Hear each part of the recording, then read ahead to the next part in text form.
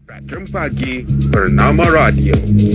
Assalamualaikum, salam sejahtera bersama-sama dengan saya Raifah Zulkifli untuk Jendela Fikir edisi hari ini, yang mana pada 2019 MDEC menganjurkan program Cikgu Juara Digital atau hashtag Cikgu Juara Digital dalam usaha mencari guru yang boleh menjadi penanda aras berkaitan dengan teknologi pendidikan di Malaysia. Jadi untuk mengetahui perkembangan terkini program Cikgu Juara Digital, kita bersama-sama dengan pengurus kanan bahagian kemahiran dan pekerjaan digital Perbadanan Ekonomi Digital Malaysia MDEC. Kita ada Sofia Akmal Abu Bakar dan juga calon top 30 Cikgu Juara Digital 2021 El Gamilo Habibun Tan dari Sekolah Kebangsaan Jambu Bongkok Marang Terengganu menerusi talian Zoom. Hello, selamat pagi. Hello, selamat pagi. Terima kasih bersama-sama dengan kami. Cikgu Juara Digital. Dulu cikgu. Hebat ni. Hebat ni. Allah Rabbi. Terima kasih. Cikgu, terer cikgu. Okey, sebelum kita nak bersama dengan cikgu ni, nak tanya dulu kepada Puan Sofia. Cikgu Juara Digital ni sebenarnya apa? Apa sebenarnya? Okey, terima kasih Rafa. Cikgu Juara Digital ni kita panggil nama singkat adalah CJD. Merupakan salah satu program di bawah inisiatif kebangsaan yang bernama My Digital Maker. So inisiatif My Digital Maker ni diterajui oleh MDEC bersama rakan strategik seperti Kementerian Pendidikan Malaysia, industri dan universiti, bertujuan untuk memberi pendedahan kepada murid-murid sekolah tentang revolusi industri 4.0, dan juga kita nak melengkapkan murid sekolah ni dengan kemahiran berfikir aras tinggi, kemahiran digital yang tinggi untuk mempersiapkan mereka ni kepada pekerjaan masa depan. Okay. So matlamat kita untuk program Cikgu Juara Digital ni adalah untuk mewujudkan kumpulan pendidik pakar teknologi digital di setiap daerah, di setiap daerah, serta meningkatkan lagi potensi guru-guru hebat ni dalam pendidikan digital. So mereka ni akan menjadi inspirasi dan ikon digital lah kepada guru-guru lain di seluruh negara. So kita juga melalui program ni nak memperhebatkan lagi lah cikgu-cikgu Juara Digital ni untuk mereka mengintegrasikan teknologi 4th IRR seperti artificial intelligence, IoT, augmented reality dalam dan also di luar kelas. And then guru-guru dengan kita adakan program ni, so cikgu-cikgu ni akan cenderung untuk menyelesaikan masalah secara kreatif dan inovatif dalam menggunakan teknologi digital, dan serta diharapkan akan menjadi macam ejen perubahan lah bagi MDEC dan juga bagi Kementerian Pendidikan untuk transformasikan pendidikan digital di peringkat sekolah, daerah dan negeri, supaya mereka ni akan membantu kita melahirkan murid sekolah fasih digital yang berdaya saing. Itu panjang dia punya matlamat kita atau harapan kita untuk Cikgu Juara Digital ni. Ya. Okey, cikgu nak tahu cikgu ajar subjek apa di sekolah? Ya, saya. Saya mengajar subjek Bahasa Melayu dan Muzik. Cikgu L lah panggilannya, Cikgu L. Betul cikgu? Ya, paling mudah panggil Cikgu L. Okey, cikgu, kenapa cikgu memohon untuk menjadi Cikgu Juara Digital ini? Okey, first and all, terima kasih saya ucapkan kepada MDEC kerana telah menganjurkan pertandingan ini dan bernama radio di atas jemputan pada hari ini. Sebenarnya kenapa saya apply untuk Cikgu Juara Digital 2021 ni, sebab saya rasa teruja lah. Rasa teruja nak nyertai sebab saya di situ saya dapat melihat bagaimana potensi diri saya, dan sebenarnya saya nak mencabar diri saya lah untuk melalui di peringkat pertandingan ini. Selain daripada itu, sebenarnya saya mendapat motivasi daripada dan aura daripada rakan-rakan Cikgu Tiup dan bekas-bekas juara digital 2020 sebelum ni, yang mana mereka galakkan kata, Cikgu L, try lah join untuk 2021 kan.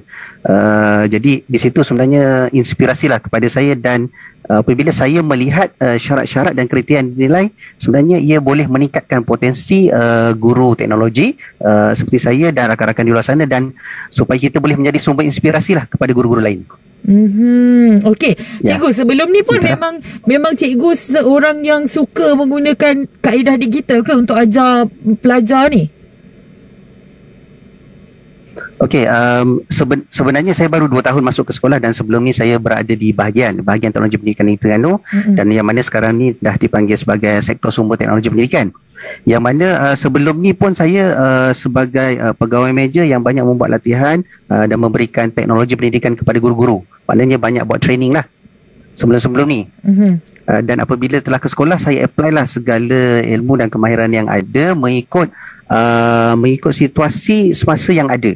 Jadi mengikut keperluan semasa di mana murid kita mereka perlu belajar secara digital dan menggunakan pelbagai platform digital, sebagai contoh yang inisiatif melalui KPM, melalui platform Delima dan sebagainya. Okey, saya tahu platform Delima tu sebab anak saya pun ada platform tu. Semua pelajar kan sekarang PDPR kan. Okey. Baik Puan Sofia.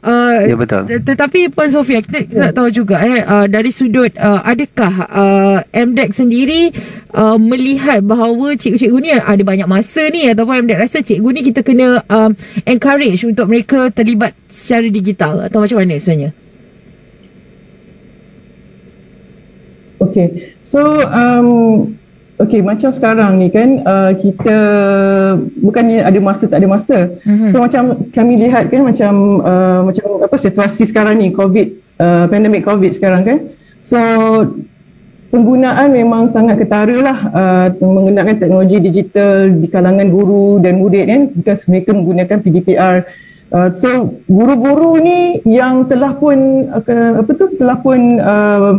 memang fasih digital, ataupun mereka ni memang membudayakan digital di sekolah-sekolah. So kita perlukan bantuan lah guru-guru juara digital ni untuk kita sebar luaskan lagi kemahiran ni kepada guru-guru yang lain, ya. Sebab kita di sekolah ada dalam 400,000 guru-guru yang mengajar semua subjek. So sekarang ni macam Cikgu L, dia mengajar bahasa Melayu dan muzik, dia bukan pun cikgu IT, tapi dia mempunyai kemahiran yang hebat dalam penggunaan digital dalam pembelajaran. So kita perlukan guru-guru yang hebat ni lah untuk membantu kita untuk menyebar luaskan lagi atau membimbing guru-guru lain untuk equipkan guru-guru lain dengan kemahiran digital ni. Supaya anak-anak kita tadi seperti saya kata, mereka menjadi fasih digital lah, dan mereka masa mereka keluar sekolah nanti mereka berjaya dalam pekerjaan. Okey, Cikgu L, apa sebenarnya proses yang perlu dilalui untuk menyertai Cikgu Juara Digital? Okey, untuk menyertai Cikgu Juara Digital ni sebenarnya kita macam saya melihat kepada apakah kriteria yang diperlukan untuk menyertai ini. Jadi sebenarnya bagi seorang guru, dia perlu sediakanlah diri mereka dengan kemahiran yang sedia ada. Apabila kita melalui industri 4.0 ni, sebenarnya guru perlu mahir dan mereka perlu cekap dalam menggunakan teknologi untuk memudahkan proses pembelajaran, dan di situ mereka sebenarnya guru-guru dapat melahirkan pelajar-pelajar yang bersedia dalam melalui pelbagai perubahan dan cabaran di peluang pekerjaan di masa hadapan. Jadi di sini guru perlu kompeten, guru perlu ada kompeten dari segi penggunaan teknologi digital semasa. Kalau kita lihat memang nak tak nak, guru masa kini memang perlu menggunakan kaedah ni, tambah pula dengan situasi sekarang apabila kita kena MCO dan pelaksanaan PDPR, kita tak boleh face to face dengan student. Jadi bagaimana kita nak menyampaikan pengajaran dan pembelajaran kepada murid kita? Jadi melalui platform pelbagai platform digital ni lah. Jadi nak tak nak guru perlu ada kemahiran, dan apabila saya melihat ada pertandingan Cikgu Juara Digital ni, saya menyertai dan saya melihat kriteria yang diperlukan untuk memenuhi lah apa kehendak MDEC.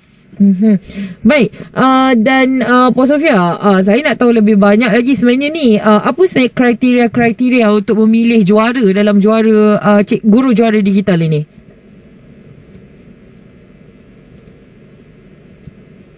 Puan Sofia? Okey, ya, saya dengar.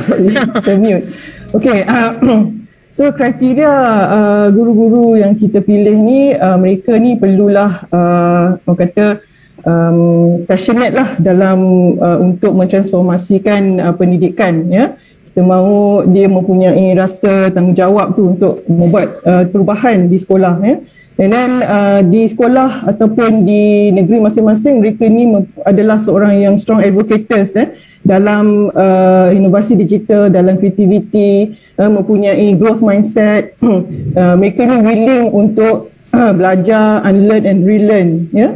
So and also kita lihat kita memilih kriteria seperti mereka ni konsisten dalam menggunakan teknologi digital dalam penyampaian PDP di sekolah, dan juga dari segi mereka pentadbiran di sekolah jugalah, membuat kerja-kerja pentadbiran di sekolah ya. Dan kita juga memilih guru-guru ni yang mempunyai large online presence lah, maksudnya dia ada blog, dia punya dia own website, dia ada YouTube channel sendiri ya, dan dia mempunyai ramai followers ya, ramai guru-guru yang follow cikgu-cikgu ni dan mendapatkan ilmu daripada cikgu ni ya. Cikgu ni aktif dalam online. And then cikgu-cikgu yang kita pilih ni pun kita lihat sama ada mereka ni juga aktif dalam menyertai pelbagai program-program yang berlandaskan digital, tak kiralah dalam negeri ataupun di peringkat antarabangsa. So ini adalah ciri-ciri yang kita lihatlah sebagai guru cikgu juara digital, sebab mereka ni akan sepatutnya menjadi ikon digital di sekolah kan, bukan di sekolah adalah di negeri mereka, di daerah mereka, dan mereka ni sepatutnya menjadi inspirasi kepada guru-guru lain. So ciri-ciri dia amat ketat jugalah ya. Bukan mudah lah nak menang konsepnya tu. Bukan mudah. Pening kepala juga nak pilih ni. Okey, Cikgu L, antara pengalaman berharga cikgu menggunakan teknologi dalam PDP, bagaimana cikgu? Okay, kalau ditanya dari segi pengalaman yang sangat berharga, sebenarnya saya melihat situasi sekarang ni, pelajar kita memang memerlukan guru-guru yang berketerampilan, yang ada kemahiran teknologi semasa. Jadi kalau ikutkan pengalaman, sebenarnya bukan bermula pada MCO lagi. Daripada sebelum-sebelum ni memang saya telah bergerak daripada sekolah ke sekolah, beberapa sekolah membuat jemputan untuk membuat perkongsian bagaimana nak menggunakan teknologi ni untuk guru melaksanakan pedagogi. Dan sebenarnya guru, kita perlu memperkasakan autonomi pelajar lah untuk mereka macam mana tu dikatakan dari segi pembelajaran kendiri pelajar.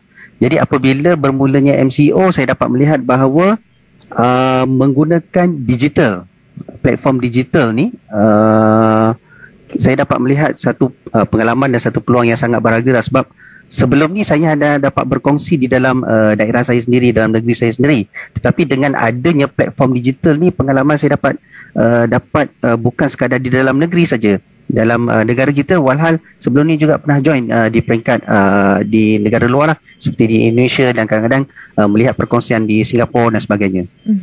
So pada saya sangat-sangat pengalaman yang berharga apabila saya dapat sertai Cikgu Tiup, di mana dalam program Cikgu Tiup ni sebenarnya kita membimbing guru-guru bagaimana mereka nak menghasilkan bahan pengajaran yang terbaik, dan juga melalui beberapa program seperti yang dianjurkan oleh EDD, oleh PJSM, dan sekarang ni saya menyertai dalam Apple Professional Learning, dalam program Apple, di mana kita membimbing guru-guru kita bagaimana mereka nak menghasilkan konten menggunakan gadget yang sedia ada.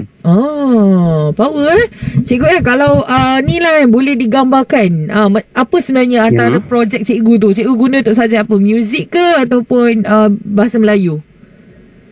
Okey, kalau ikutkan macam saya sekarang ni saya menggunakan dalam bahasa Melayu lah. Dalam muzik pun macam sebenarnya bila tahun ni saya telah dinaikkan pangkat kepada penolong kanan co-curriculum. Okey, jadi saya terima kasih. Awal tahun baru ni lah rezeki tahun ni. Jadi masa mengajar tak banyak, jadi saya hanya banyak mengajar dalam bahasa Melayu. Jadi dari segi macam mana saya menggunakan teknologi ni apabila saya apply di dalam kelas. Kalau macam sebelum ni kita lihat bahawa mungkin kita masih ingat guru kita mengajar dulu 20 tahun 30 tahun dulu, di mana mereka menggunakan papan hijau ataupun papan hitam, dan masa tu cikgu pun dah ada menggunakan projektor OHP kan. Jadi dengan sekarang ni apabila kita menggunakan substitution, kita menggantikan teknologi terdahulu dengan teknologi sekarang, itu sebenarnya satu kemahiran guru. Jadi bila saya membawa teknologi ni di dalam kelas, saya melihat sebenarnya murid-murid sungguh teruja. Tambah pula bila saya sebenarnya mengajar di kawasan kampung. di mana kebanyakannya adalah golongan nelayan, pelajar-pelajar nelayan. Jadi apabila pelajar-pelajar ni kita menggunakan kaedah yang baru, mereka sebenarnya sangat teruja. Sehingga kadang-kadang ada pelajar daripada kelas sebelah pun mengintai, nak cuba join dalam kelas tersebut. Sebab apabila guru menggunakan kaedah yang terkini, menggunakan teknologi terkini, sebenarnya dia merangsang minat murid untuk belajar. Okey. Baik, menarik sebenarnya. Waktu saya dulu tak ada belajar lah dengan papa hitam tu. Yang paling canggih waktu saya kapur kala-kala, oren, biru, kuning. Puan Sofia, bagaimana? Ada tak lagi program-program berkaitan pendidikan lain yang melibatkan MDEC dan juga warga pendidik selain dari Cikgu Juara Digital ini? Okey, ada. Kita ada beberapa program yang kita bekerjasama lah bersama dengan universiti, industri dan KPM. So di antaranya tadi saya cakap My Digital Maker ni dia adalah inisiatif kebangsaan. So yang ini memang bukan saja CJD lah, kita ada macam-macam lagi program-program di bawah My Digital Maker. So setakat ni untuk My Digital Maker ni kita dah ada mencapai lebih daripada 2 juta murid ya, yang impacted through berbagai lah digital making program dan inisiatif ya. And kita pun ada melatih guru-guru di bawah inisiatif My Digital Maker. So selain daripada itu kita ada juga Digital Maker Hubs di bawah program nasional ni. Digital Maker Hub ni adalah macam tempat bagi komuniti, ibu bapa, anak-anak kita atau guru-guru untuk datang dan belajar atau menimba ilmu lagi lah tentang digital making ni ataupun pembuatan digital ni. Kita nak, sebabnya kita fikir daripada segi macam mana kita nak meningkatkan kemahiran berfikir anak-anak kita ni. So sebenarnya dari segi daripada hands on ni lah, daripada mereka buat projek-projek ni yang seperti robotik, seperti design, 3D printing dan sebagainya. So daripada situlah mereka akan mencapai kemahiran tinggi secara berfikir dan juga kemahiran tinggi digital ni. So selain daripada My Digital Maker tu, kita juga ada program di universiti dinamakan Premier Digital Tech Institution ataupun singkatan dia PDTI. So inisiatif PDTI ni kita telah kenalkan pada tahun 2017 oleh MDEC dengan kerjasama Kementerian Pengajian Tinggi lah, KPT. So objektifnya adalah untuk memenuhi keperluan industri terhadap tenaga mahir dalam bidang berkaitan teknologi digital ni. So setakat ni kita dah ada 16 universiti, 16 institusi, iaitu 11 universiti dan juga 5 politeknik yang telah kita kenal pasti dan iktiraf sebagai Premier Digital Tech Institution pada tahun 2019. So untuk dalam melaksanakan inisiatif PDTI ini, fokus utama MDEC adalah untuk memastikan penglibatan industri itu secara sistematik dan berkesan dalam universiti ini untuk memacu kemasukan pelajar yang berpotensi tinggi untuk membangunkan kandungan kurikulum berorientasi ke industri dan meningkatkan kemahiran tenaga pengajar dan untuk memudahcarakan pengambilan graduan dan industri lah. So selain daripada itu juga kita ada bekerjasama dengan Sunway Education Group yang kita namakan projek ini 42KL, 42KL. So 42KL ni adalah sangat menarik. Dia merupakan sekolah pengaturcaraan komputer tanpa tuition di top notch well-equipped facility lah di Sunway University dengan konsep pembelajaran bersama rakan sebaya, dan dia tak ada pun cikgu untuk mengajar, tak ada cikgu, tak ada pensyarah So dia belajar bersama rakan sebaya dia. So model 42KL ni kita merupakan model pendidikan inovatif yang dirancang untuk mengembangkan kemahiran yang diperlukan lah untuk memulakan kerjaya sebagai macam software engineer atau juruterapisian menggunakan pendekatan pembelajaran berasaskan projek dari industri. So pelajar-pelajar 42KL ni berasal daripada pelbagai latar belakang dan perspektif. So 50% daripada pelajar-pelajar ni merupakan kumpulan pendapatan B40 lah, dan mereka ni berumur di antara 18 hingga 49 tahun. So ini adalah antara program-program MDEC yang kita telah tengah dan telah jalankan.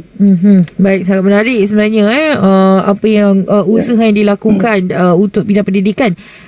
Cikgu L, sekarang ni kan guru ada macam-macam, ada macam jenis guru kan. Tapi ada tak sedikit nasihat lah kepada guru-guru sekarang ini yang terpaksa mengajar secara digital dengan lebih kerap susulan sekarang ini adalah Perintah Kawalan Pergerakan. Sebab kadang-kadang kan kalau kita tengok dia ada macam ketidakkonsistenan. Kalau anak kita kan PDP kan kat rumah, cikgu ni macam orang menariknya, kita pun rasa macam teruja nak buat sains ke apa. Bila tengok ini lah biasa je, ada macam tak konsisten juga kan kat situ. Jadi ada tak macam nak ajak guru-guru lain sama-sama?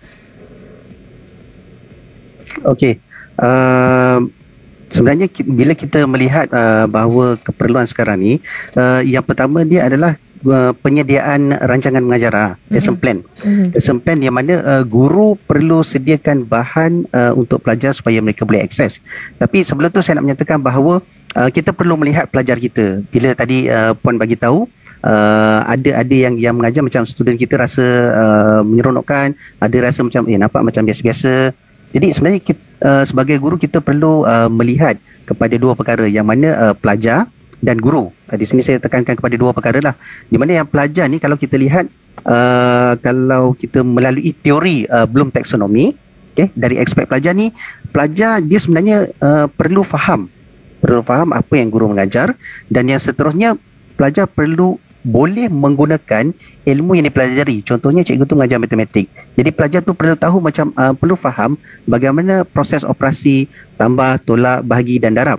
Dan seterusnya dia boleh menggunakan. Apabila pelajar boleh menggunakan, dia mencapai satu lagi tahap mana pelajar boleh analyze. Pelajar boleh menganalisis soalan tu. Bila dapat soalan pada cikgu, dia boleh analisis. Dan bila dia boleh analisis, pelajar tu dapat menilai. Bila dia boleh menilai, pastinya dia boleh menjawab soalan yang diberikan oleh guru. Okey? Itu kalau kita lihat dari aspek pelajar. Dari segi guru juga pula kita melihat, pada saya melihat kepada model SAMR, SAMR, di mana melalui model ini dia terdapat 4 peringkat, yang di mana peringkat yang pertama adalah substitution, penggantian alat. Macam saya katakan tadi, dulu cikgu kita menggunakan OHP, menggunakan menggunakan kertas mahjong dan sebagainya. Tapi zaman sekarang ni cikgu dah ubah kepada advanced scale whiteboard. Lepas tu guru menggunakan slide presentation, menggunakan komputer lah. So di situ sudah berlakunya tahap kedua di mana substitution, dan seterusnya guru perlu peringkat yang kedua perlu boleh membuat penambahbaikan, membuat penambahbaikan dari segi kemahiran pengajaran mereka. Jadi sebab tu kita perlukan respon daripada pelajar. Respon daripada pelajar, kalau kaedah ini kita gunakan sesuai tak dengan pelajar kita? Adakah dia menyeronokkan? Kalau macam Puan kata tadi, pelajar kata hambar, sebenarnya kita boleh lihat. Bila kita merakam sesi pengajaran kita boleh melihat bagaimana respon pelajar. Kalau kita lihat kelas tu, dalam kadang-kadang kita lihat kawan-kawan share kan, dalam kelas contohnya dia buat Google Meet dan sebagainya, kalau nampak pelajar tu macam ceria respon, that's mean pembelajaran tu sangat menarik. Dan tahap yang ketiga, guru perlu boleh modification, membuat modifikasi, mengubah cara mengajar dengan lebih baik.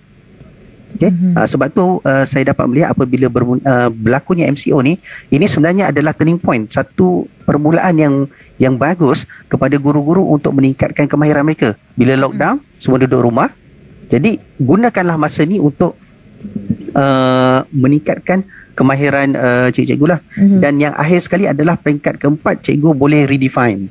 Maknanya mereka boleh mencipta dan mereka inovasi pengajaran mereka. Sebab tu kalau kita lihat MDEC sendiri pun banyak menganjurkan kursus-kursus dan bagi-bagi kepada guru supaya mereka boleh menghasilkan, mereka cipta satu inovasi pembelajaran menggunakan teknologi yang lebih advance, sesuatu teknologi yang baru, yang sebagai contoh yang tadi disebutkan seperti AR, IoT dan VR, di mana kalau kita menggunakan teknologi-teknologi ini, sebenarnya ia adalah satu teknologi yang akan diguna pakai untuk pembelajaran masa depan. Okey. Baik, Puan Sofia, kalau nak tanya ni ada banyak soalan, tapi macam nak tahu sikit je Puan Sofia, bila pengumuman pemenang Guru Digital 2021 ni? Kalau Cikgu L menang ni, Okey, sebenarnya dah diumumkan. Oh ya. Cikgu L ni dia adalah juara dia. Lah, saya dapat Cikgu L top 30 je. Kalau saya tahu dari awal tadi, Cikgu L dah kena perform dah. Dia lah juara kita pada 2021 ni. So kita announce ni pada Hari Guru pada 16 Mei lepas. So sepatutnya ada sambutan Hari Guru lah, tapi sebabkan pandemik COVID ni, so Kementerian Pendidikan terpaksa batalkanlah sambutan Hari Guru ni secara fizikal.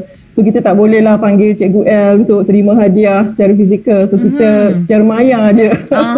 Kita dah menang lah Cikgu L ni. Okey, Tera. Terima kasih. Walaupun masing-masing.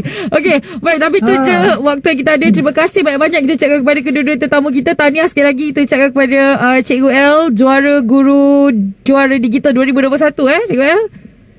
Ya, saya. Tahniah Cikgu L. Ya, dan terima kasih juga kepada kedua-dua tetamu kita. Pastinya kita ada Cikgu juara digital 2021 L Gamilo Habibentan dari Sekolah Kebangsaan Jambu Bongkok Marang Terengganu, dan juga pengurus kanan bahagian kemahiran dan pekerjaan digital Perbadanan Ekonomi Digital Malaysia MDEC Puan Sofia Akmal Abu Bakar bersama-sama dengan kita untuk anda terus dengarkan kami di Bernama Radio, stesen berita bisnes pilihan anda. Dengarkan Bernama Radio di frekuensi Lembah Kelang, Johor Bahru, Kuching dan Kota Kinabalu. Bernama Radio, stesen berita bisnes pilihan anda.